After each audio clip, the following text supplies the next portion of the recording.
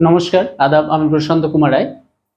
আমাদের আলোচ্য বিষয় সেট ও ফাংশন অধ্যায়ে এক এক ফাংশন। চলুন শুরু করি। এক এক ফাংশন, আমি এখানে লিখছি এক এক ফাংশন ভিন্ন ভিন্ন ডোমেনের জন্য রেঞ্জের মান ভিন্ন ভিন্ন হতে হবে। ভিন্ন ভিন্ন ডোমেনের জন্য রেঞ্জের মান ভিন্ন ভিন্ন হতে হবে। খেয়াল করে দেখি, এখানে এক্স এর জন্য এ, ওয়াই এর জন্য বি এবং জেড এর জন্য সি। অর্থাৎ আমি যদি এটাকে ডোমেন বলি, এটাকে রেঞ্জ, তাহলে ডোমেনের ভিন্ন ভিন্ন মানের জন্য এই রেঞ্জের ভিন্ন ভিন্ন মান পেয়েছি। তাহলে এটাকে আমরা এক এক ফাংশন বলবো, এক এক ফাংশন। কিন্তু যদি এমন হয়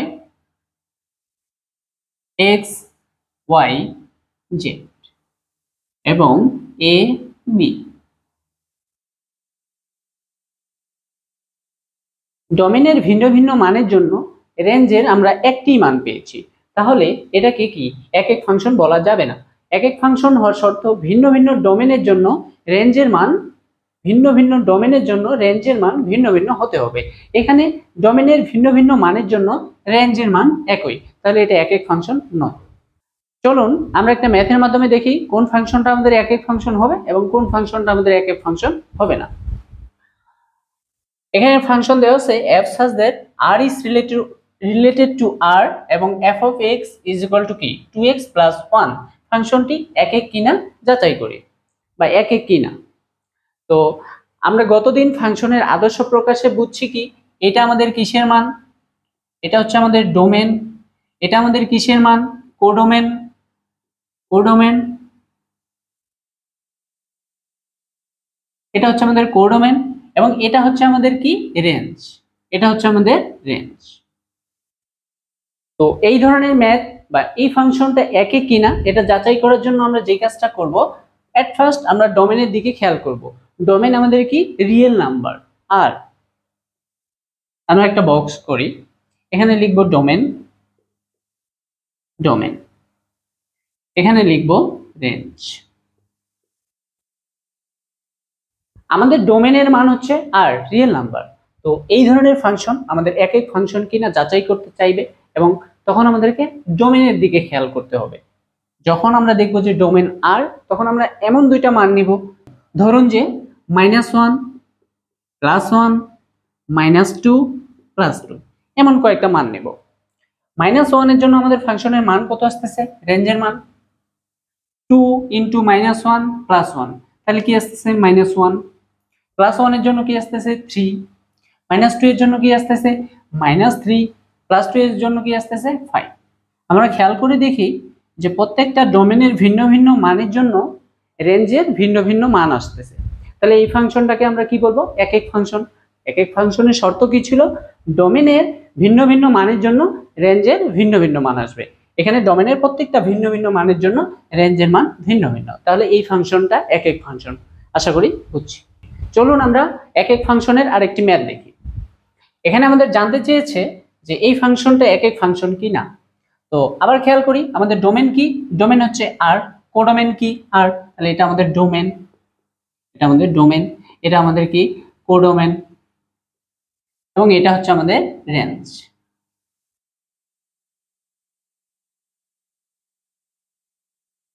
আমরা ডোমেনের দিকে খেয়াল করব। ডোমেন হচ্ছে আমাদের আর রিয়েল নাম্বার। কেমন ধরনের মান নিব, দুইটা, -1 +1 -2 +2। খেয়াল করে দেখি এই ফাংশনটাতে আমরা রেঞ্জ বলতে কি, এটা আমাদের রেঞ্জ বা y = কি লিখতে পারি x²। তাহলে ডোমেনের মান কি বসাবো, -1, তাহলে -1 বসিয়ে আমরা কি পাচ্ছি +1, +1 বসিয়েও আমরা কি পাচ্ছি +1² 1, -2 বসিয়ে আমরা কি পাবো 4, +2 বসিয়েও আমরা কি পাবো 4। অর্থাৎ বিষয়টা হচ্ছে আমাদের ঠিক এরকম, -1 এর জন্য পাচ্ছি 1, +1 এর জন্য পাচ্ছি 1, এখানে -2 এর জন্য পাচ্ছি 4, +2 এর জন্য পাচ্ছি কি 4। অর্থাৎ ভিন্ন ভিন্ন ডোমেনের জন্য আমরা রেঞ্জের ভিন্ন ভিন্ন মান পাচ্ছি না। তাহলে এই ফাংশনটাকে কি আমাদের একক ফাংশন বলা যাবে না। আশা করি বুঝছি। আমি আরেকটু বলি, ভিন্ন ভিন্ন ডোমেনের জন্য রেঞ্জের মান ভিন্ন ভিন্ন নয়, তাহলে এই ফাংশনটা একক ফাংশন হবে না। তাহলে একক ফাংশন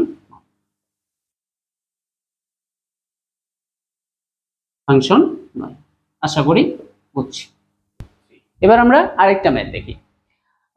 এফ সাজ দ্যাট 1 2, অর্থাৎ এখানে ডোমেনের মান কি 1 2 এবং কোডোমেন হচ্ছে আমাদের আর, এবং ফাংশনটা কি F of X is equal two x square. ফাংশনটা একক কি না। তাহলে আমরা দেখি ডোমেন এখানে কি range y is equal to কি এক্স স্কয়ার। তাহলে আমরা ডোমেনের মান এবার কি কি নিতে পারবো 1 আর 2। তাহলে 1 বসিয়ে কি পাচ্ছি 1 এবং 2 বসিয়ে কি পাচ্ছি 2 স্কয়ার, কত আসলো 4।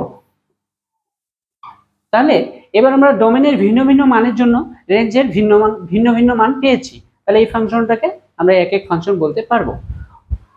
আচ্ছা একটু খেয়াল করি, এর আগেও আমাদের অঙ্ক ছিল এটাই যে F of X is equal two x square, কিন্তু তখন ডোমেন কি ছিল, ডোমেন ছিল আমাদের আর। তখন আমরা খেয়াল করে দেখলাম ফাংশনটা এক এক ফাংশন নয়, কিন্তু এবার যখন আমরা ডোমেন 1 2 বা শুধুমাত্র মাইনাস মানগুলো বা প্লাস মানগুলো দিলাম, তখন দেখি যে ফাংশনটা কি আসতেছে এক এক ফাংশন। অর্থাৎ একটা ফাংশন এক এক কি না সেটা কেবলমাত্র আমরা এটা দেখে বলতে পারবো না যে F of x x square তাহলে এটা এক এক ফাংশন না। আমাদেরকে খেয়াল রাখতে হবে ডোমেনের দিকে, যে ডোমেনের মানের উপর নির্ভর করবে সেই ফাংশনটা এক এক ফাংশন হবে কি না। আশা করি বুঝছি। এখন আমরা শিখবো সার্বিক ফাংশন। একটা ফাংশনকে সার্বিক ফাংশন তখনই বলা হবে যখন ফাংশনের রেঞ্জ এবং কোডোমেন সমান হবে। তাহলে ফাংশনের রেঞ্জ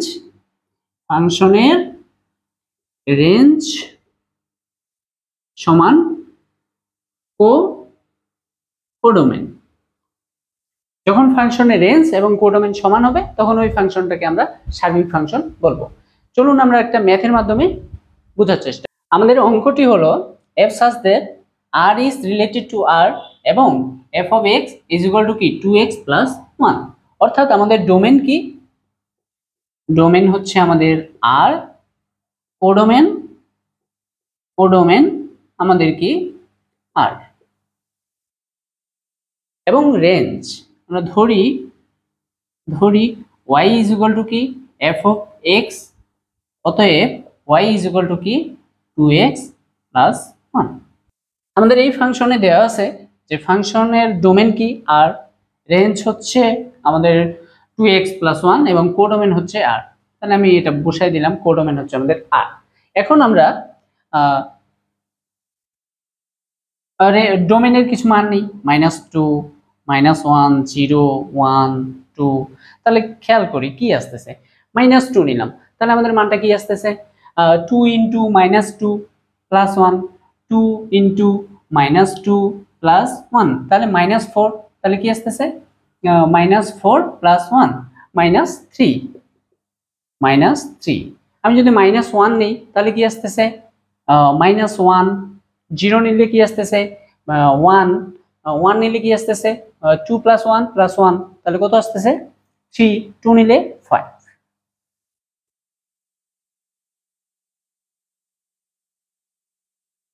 অর্থাৎ খেয়াল করি আমি ডোমেনের মান রিয়েল নাম্বার, আমি যে কোনো মান নিতে পারি, দশমিক, মাইনাস, প্লাস, 0, আমি সকল মান নিতে পারি। ডোমেনের মাইনাসের জন্য মাইনাস পাচ্ছি, 0-র জন্য 1 পাচ্ছি, প্লাসের জন্য প্লাস পাচ্ছি। অর্থাৎ আমি প্রত্যেকটা রিয়েল নাম্বারের জন্য এখানে কি মান পাবো রিয়েল নাম্বার। অর্থাৎ আমাদের রেঞ্জ হচ্ছে কি, রেঞ্জ সমান আমি আর বলতে পারি। এখন আমরা খেয়াল করি আমাদের সার্বিক ফাংশনের শর্ত কি, ফাংশনের রেঞ্জ সমান রেঞ্জ আর কোডোমেন সমান হলে ওই ফাংশনটাকে সার্বিক ফাংশন বলা হবে। এখন আমরা দেখতে পাচ্ছি ফাংশনের রেঞ্জ হচ্ছে আর এবং কোডোমেনও কি আর, তাহলে রেঞ্জ সমান কোডোমেন, তাহলে ফাংশনটা কি হবে রেঞ্জ সমান হচ্ছে কোডোমেন, দুটোই হচ্ছে আমাদের আর, তাহলে ফাংশনটা হবে সার্বিক ফাংশন।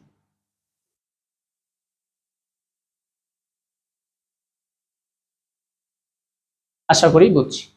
এবার আমরা সার্বিক ফাংশনের আরেকটি ম্যাথ দেখি যে এই ফাংশনটা আমাদের সার্বিক ফাংশন হবে কিনা। তো ফাংশন দেওয়া আছে এফ সাজ দ্যাট 1 2 3 4, অর্থাৎ আমাদের ডোমেন হচ্ছে কি 1 2 3 4 এবং কোডোমেন কি আর, এবং আমাদের ফাংশনটা দেওয়া আছে F of X is equal two 3x² + 2। তো আমরা ডোমেনের মানগুলো বসিয়ে নিলাম 1 2 3 4। তো 1 এর জন্য আমরা কি পাচ্ছি 3 × 1² + 2, তাহলে কি পাচ্ছি 5 2, তাহলে 2 স্কয়ার 3 ইনটু 4 12 প্লাস 2 14, একই রকম ভাবে 3 into 3 square 9 3 into 9 plus 2 29 4 4 square, তাহলে আমরা পাচ্ছি 50। খেয়াল করে দেখি রেঞ্জ রেঞ্জ আমাদের কয়েকটা মান, অনলি 4টা মান, কিন্তু আমাদের কোডোমেন কি দেওয়া আছে 8। এখানে খেয়াল করে দেখি রেঞ্জ আর কোডোমেন সমান নয়, range not equal to codomain, তাহলে এই ফাংশনটা কি হবে না, সার্বিক ফাংশন হবে না, সার্বিক ফাংশন নয়,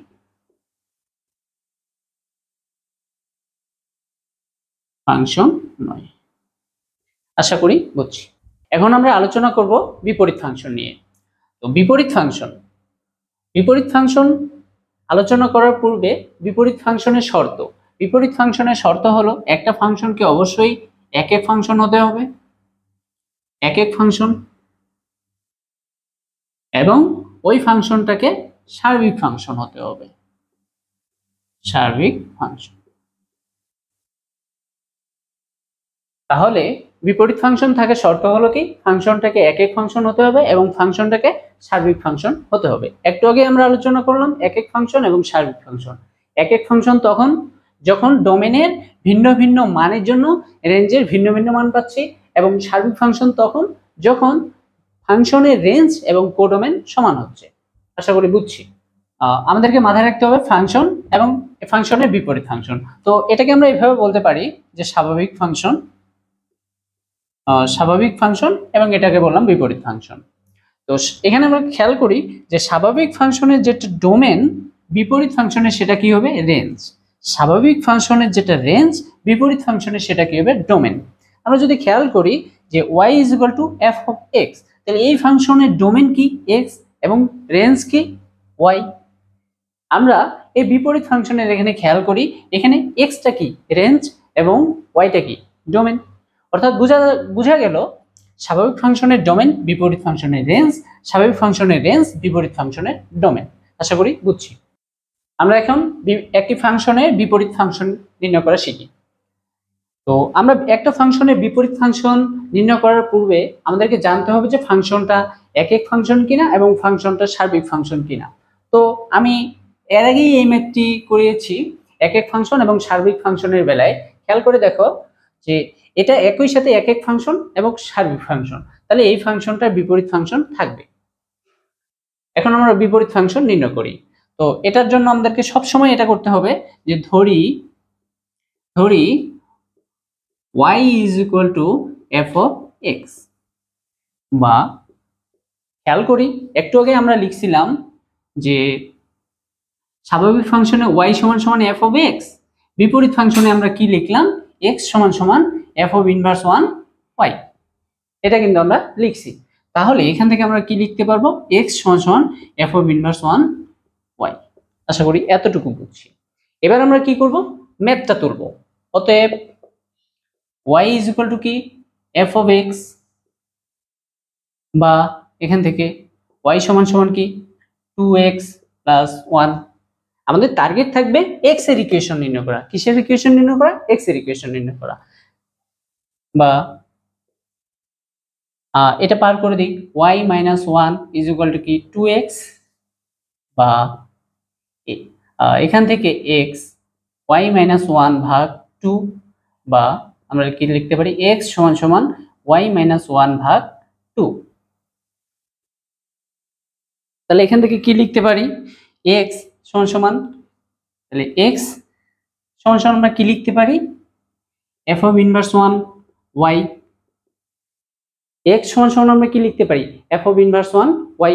তাহলে ওইটাই আমরা বসাইলাম, f of inverse 1 y is equal to কি y minus 1 ভাগ 2। বা এবার f of ইনভার্স 1, এই y এর জায়গায় আমরা x বসাবো, তাহলে এখানে y এর জায়গায় কি বসাবো x minus 1 ভাগ 2। তাহলে খেয়াল করি যে আমাদের এই ফাংশনটা y is equal to f of x, ফাংশনের বিপরীত ফাংশন হচ্ছে f of ইনভার্স x এবং এর মান হচ্ছে x minus 1 ভাগ 2। এটা স্বাভাবিক ফাংশন, এর বিপরীত ফাংশন আমরা কি পাইলাম x minus 1 ভাগ 2। এখন আমরা খেয়াল করি যে এখানে নিলাম ডোমেন, এখানে কি নিব রেঞ্জ। ঠিক একই রকম ভাবে এই ফাংশনের জন্য এখানে নিলাম ডোমেন, এখানে নিলাম রেঞ্জ। আচ্ছা, আমাদের ডোমেন দেওয়া আছে আর রিয়েল নাম্বার। তো রিয়েল নাম্বারের মধ্যে আমি কয়েকটা মান নিব, যে 1 2 3, তিনটা মান নিলাম। আচ্ছা, 1 এর জন্য আমি এই ফাংশনের রেঞ্জ কি পাচ্ছি? 1 এর জন্য 2 ইনটু 1, 2 ইনটু 1 প্লাস 1, তাহলে 3। 2 এর জন্য কত? 2 2 4 5, 3 এর জন্য 7।